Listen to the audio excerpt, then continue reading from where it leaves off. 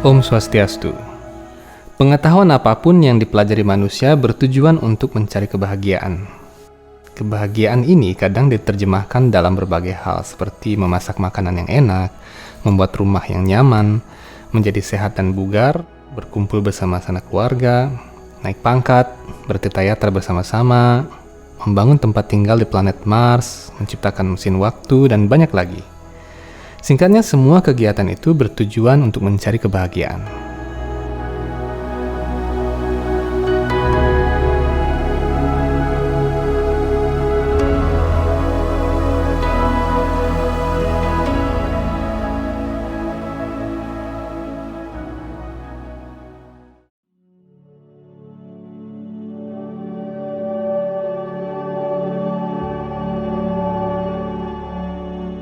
Ketika seseorang sakit, dia meminta pertolongan dokter, balian, atau siapa saja.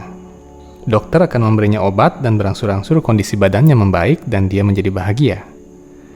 Akan tetapi seseorang yang memahami makna kehidupan mencari kebahagiaan dengan cara lain, yakni kebahagiaan bersama Tuhan yang kekal. Itulah sebabnya dia senantiasa sibuk dalam menjalankan amanat agama.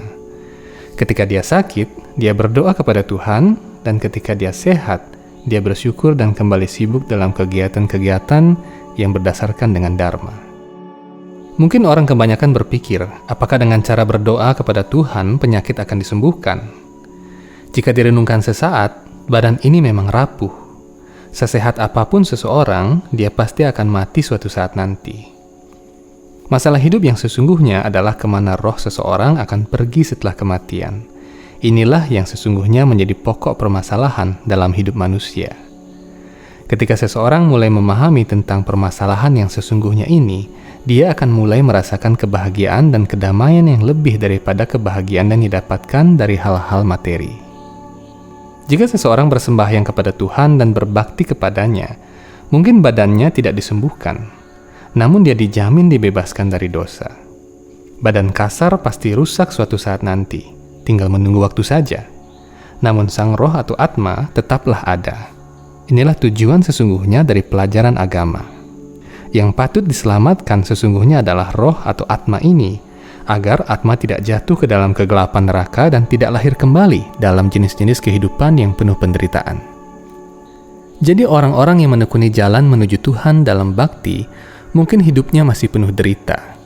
Tidak kaya, masih sakit-sakitan, atau tidak memiliki kekuatan mistik. Namun dosa-dosanya disucikan dan dia mendapatkan perlindungan dalam cinta kasih kepada Tuhan. Inilah tujuan dari pengetahuan agama sesungguhnya.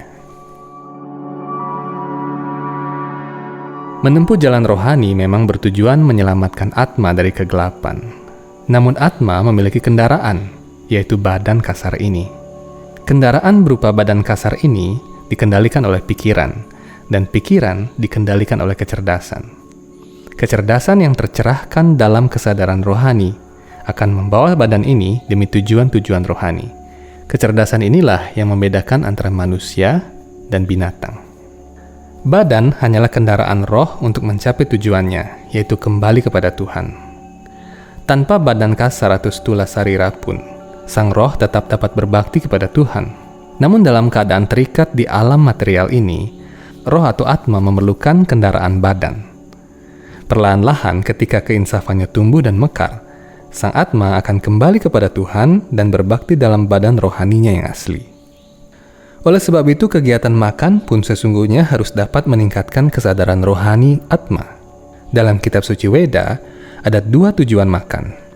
Pertama, makan bertujuan untuk memperpanjang usia. Kedua, makan bertujuan untuk memurnikan pikiran dan kecerdasan seseorang sehingga dia menjadi lebih mudah menginsafi hal-hal yang rohani. Untuk 2 tujuan itulah seseorang hendaknya makan, bukan untuk tujuan memuaskan lidah dan lambung saja. Itulah sebabnya orang-orang Hindu senantiasa mempersembahkan makanan kepada Tuhan agar makanan yang dipersembahkan tersebut menjadi suci dan memurnikan pikirannya. Sampai di sini, apakah Anda sekarang berpikir bahwa watak manusia dipengaruhi oleh makanan dan kebiasaan makannya? Di zaman modern ini, makan makanan berkualitas disarankan agar seseorang panjang umur dan sehat. Di sisi lain, kini banyak sekali beredar makanan yang tidak layak dikonsumsi. Beberapa bahan makanan dicampur zat kimia berbahaya yang tentu saja membahayakan kesehatan apabila dikonsumsi. Tujuan kedua makan, yakni memurnikan kesadaran rohani, belum dikenal oleh masyarakat modern. Padahal, ini menjadi salah satu fokus utama dalam kuliner Weda. Karena itu Ayurveda mengelompokkan bahan makanan dan rempah-rempah dalam golongan Satwika, Rajasika, dan Tamasika. Resep-resep herbal dari Ayurveda contohnya telah terbukti memberikan kontribusi yang baik bagi badan. Kini banyak bertebaran pusat-pusat kesehatan Ayurveda yang merekomendasi makanan Satwika untuk kesehatan. Program-program ini bahkan diminati masyarakat dari golongan, agama, ras, dan etnis yang berbeda-beda.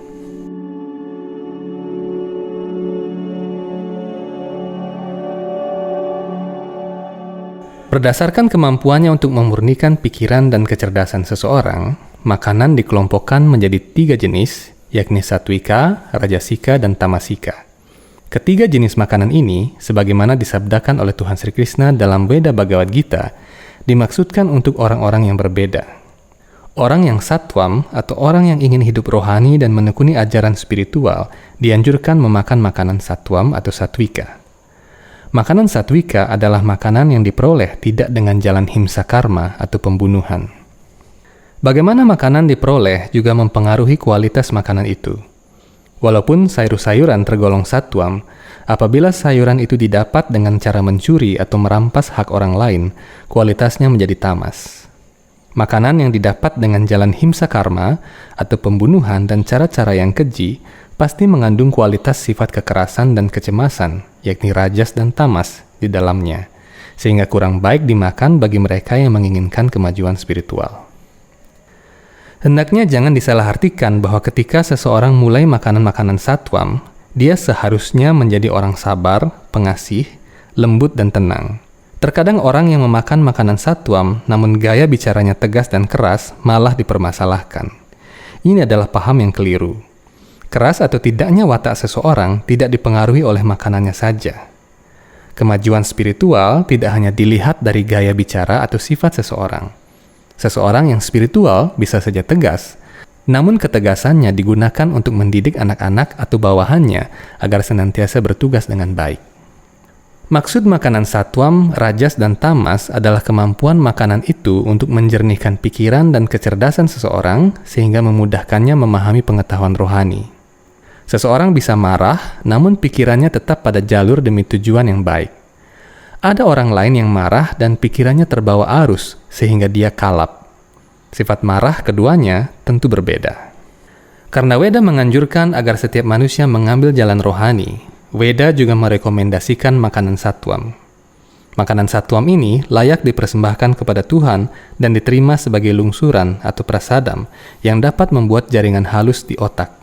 Jaringan halus ini memudahkan seseorang untuk memahami mata pelajaran rohani. Makanan rajas dan tamas sangat digemari oleh mereka yang berada dalam sifat-sifat itu. Makanan rajas memang sedikit tidaknya bisa juga membuat badan sehat, namun kurang dapat memurnikan pikiran dan kecerdasan. Karena itu makanan jenis ini kurang cocok untuk kemajuan spiritual. Makanan tamas selalu membawa kesengsaraan karena makanan jenis ini menggelapkan pikiran dan membuat seseorang melupakan tujuan kehidupan yang sejati. Salah satu ciri makanan tamas adalah busuk. Dewasa ini di beberapa negara telah beredar makanan yang berbahan dasar kotoran, bahkan kotoran manusia. Di Indonesia mungkin tidak terbayangkan, namun nyatanya sudah beredar. Makanan seperti itu sangat tamas sehingga menyebabkan seseorang tenggelam dalam kesadaran yang gelap. Tubuhnya mungkin sehat, namun kecerdasan rohaninya akan menghilang. Kecerdasan rohani yang kurang menyebabkan sang atma terperosok ke dalam penderitaan neraka dan kelahiran dalam jenis kehidupan yang sangat menjijikan di masa depan. Jika seekor kelinci putih bersih memakan kacang polong dan Anda menemukan butiran kacang polong dalam kotorannya, sudikah Anda menggoreng lalu memakannya? Namun kenyataannya, makanan jenis ini ada dan laris. Spesies binatang tertentu dipaksa memakan buah berbiji keras, lalu ketika biji-biji itu tidak tercerna dan keluar dari duburnya, biji-biji itu dikumpulkan, dikeringkan, dihaluskan dan dijadikan minuman hangat berharga ratusan ribu rupiah. Konon, minuman itu sangat menyehatkan dan membuat awet muda. Belakangan, Inggris melarang impor minuman itu karena protes dari yayasan pecinta hewan yang melakukan inspeksi ke produsen minuman tersebut. Ternyata binatang-binatang malang itu dikerangkeng dalam kandang sempit dan dipaksa makan agar bisa terus mengeluarkan biji-bijian yang tercampur kotoran mereka. Makanan sisa metabolisme tersebut mungkin masih ada zat gizinya, namun manfaat spiritualnya nol. Masyarakat manusia yang kian hari kian merosot akhlak dan moralnya disebabkan salah satunya oleh bahan makanan yang tidak berkualitas secara rohani. 20 tahun lalu, murid-murid sekolah tunduk kepada guru pengajarnya. Kini, murid di sekolah menantang gurunya, berfoto selfie bersama gurunya, bahkan membunuh guru pengajarnya. Ketika disurvei, kebanyakan anak-anak itu jarang sarapan di rumah karena malas sarapan atau karena orang tuanya tidak memasak. Pertanyaan selanjutnya, di mana mereka mendapatkan makanan?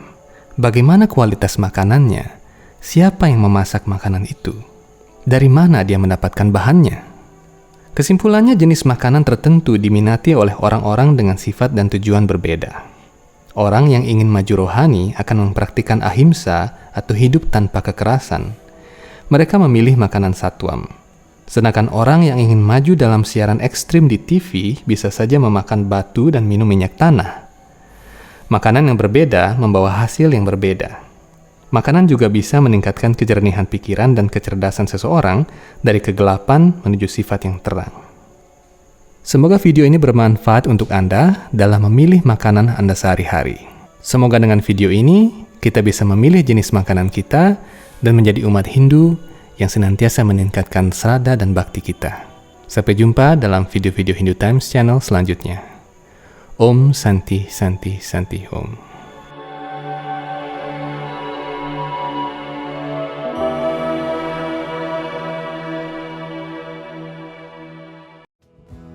Prema bhavatu me sada Jagannatha Manohara Sitalakam Jagannatha